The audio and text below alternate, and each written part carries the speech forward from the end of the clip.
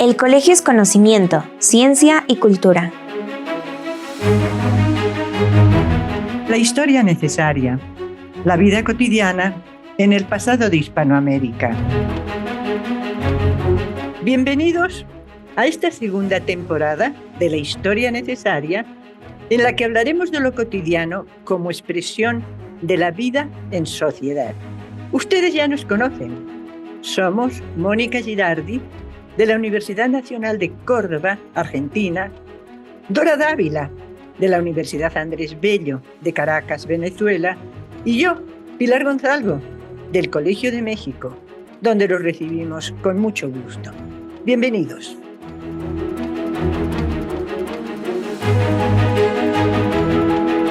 El tiempo se iba en humo. Soy Pilar Gonzalvo, del Colegio de México. En la Nueva España de fines del siglo XVIII, muchas mujeres mantuvieron a su familia con su trabajo. Una de ellas, Salvadora, se había quedado viuda, o al menos eso decía. En realidad, su compañero, con el que había tenido 3 hijos, había desaparecido sin dar explicaciones. Para ella todo era incierto y dudoso. Había considerado que Francisco era su marido, desde que a sus 16 años él se la llevó a su vivienda y entonces pasó unos días asustada, hasta que se acostumbró. Con él aprendió a liar cigarros y así pudo mantener la casa mientras él iba a la pulquería, se entretenía con sus amigos y no llegaba a tiempo de entregar la tarea correspondiente a las hojas de tabaco y los recortes de papel para liar cigarros que les entregaban con cada nueva tanda. Ella había seguido cumpliendo con el trabajo después de que él se fue y se había acostumbrado a la única compañía de su hija. Salvadora quería a Francisco, que casi nunca la golpeaba, solo cuando se emborrachaba. Y se había emborrachado cuando murieron los 2 niños mayores antes de cumplir el primer año, cuando se celebraban las fiestas de su barrio, o de la cofradía, o de la señora Santana, o cuando lo invitaban sus amigos. La niña, la única de sus hijos que había llegado a los 5 años, le hacía compañía y había aprendido a respetar el material aromático con el que su madre trabajaba. Así sobrevivían hasta que dejaron de surtirles papel y tabaco porque se había abierto la Real Fábrica perteneciente a la corona. Temerosa de lo desconocido, pero necesitada de recursos, Salvadora se presentó en la fábrica, solicitó que la admitieran y pudo demostrar que conocía el oficio.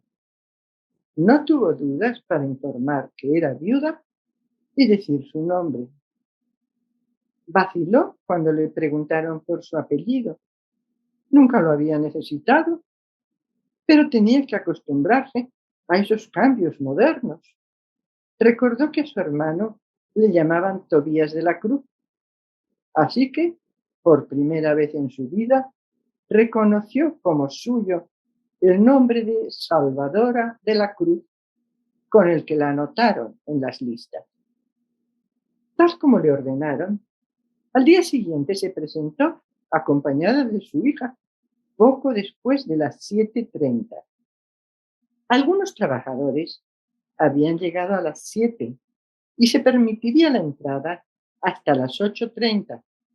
No era la única que llegaba acompañada.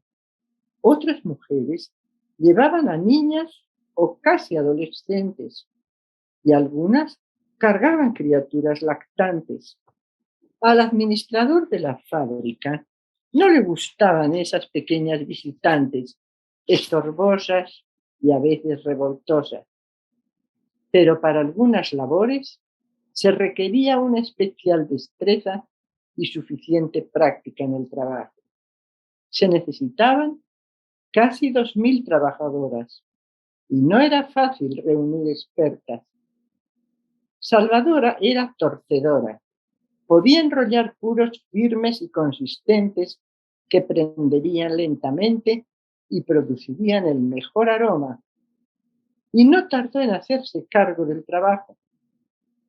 Pudo salir a las 4, que era la hora oficial del cierre, aunque se permitía que algunos rezagados, menos competentes, se quedasen un rato más completando su tarea. En pocos días se familiarizó con el trabajo, con las compañeras y las rutinas de la labor. También se acostumbró a las aglomeraciones en los horarios de entrada y salida. Los hombres trabajaban y salían por su edificio y puerta, que estaba en el lado sur, casi frente a la parroquia de Santa Catarina. En total, unos 5.000 trabajadores, hombres y mujeres. El tabaco fue un seductor descubrimiento para los españoles que lo conocieron desde su llegada a las Antillas. Pronto se generalizó su uso entre los americanos y poco a poco también se extendió por España y Europa. La Hacienda Real siempre estaba necesitada de recursos para cubrir los cuantiosos gastos de las guerras y el lujo de la corte, de modo que estableció impuestos y controles a los cultivos, la distribución, la venta y finalmente la elaboración de puros y cigarros mediante el monopolio del tabaco. En 1774 se iniciaron las actividades de la Real Fábrica en la capital del Virreinato de la Nueva España. Por primera vez, el Estado había asumido la responsabilidad de una empresa productiva en la que las mujeres constituían el 50% de la fuerza laboral. El salario, según su habilidad, productividad y responsabilidades, podía oscilar entre 3,5 y 10 reales diarios. El promedio, 7 reales, correspondía a 8 pesos semanales, que eran cerca de 400 anuales. Se suponía que era lo suficiente para mantener a una familia. El Estado conservaba su imagen de protector de los ciudadanos y defensor del decoro familiar y el bienestar de los hogares. Al administrador de la fábrica le correspondió la tarea de solucionar los problemas que surgían diariamente. El horario laboral de 8 horas y media podía adaptarse hasta cierto punto a cubrir las necesidades de los trabajadores, vigilados por responsables de cada equipo, grupo o mesa. Era evidente que se requería un descanso para la comida.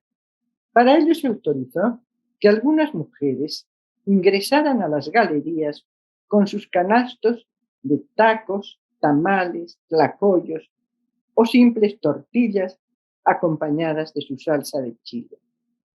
Se organizaban por turnos que aprovechaban para tomar un descanso, calentándose al sol durante el invierno o resguardándose en patios sombreados. Muchas mujeres tenían hijos pequeños o incluso niñas adolescentes a las que nadie podía quedar si quedaban solas en sus casas.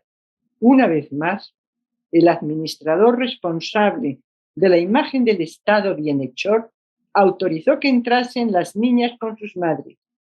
Y como eran inevitables los juegos, las voces, el desorden y las ocasionales peleas, se llegó al acuerdo de que ellas aportarían una parte de su salario para pagar a una señora responsable del cuidado, atención y enseñanza de la doctrina a los pequeños. Y viendo las ventajas de la colaboración, se formó como cooperativa el Fondo de la Concordia, al que todas contribuían y servía para cubrir las necesidades básicas de quienes enfermaban o quedaban temporalmente incapacitadas.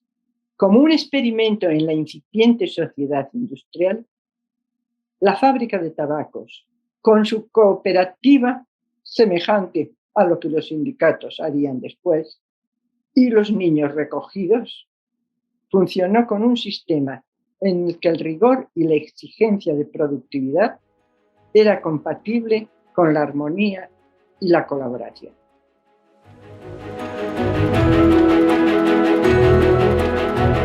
Esto fue una producción de la Coordinación de Educación Digital del Colegio de México.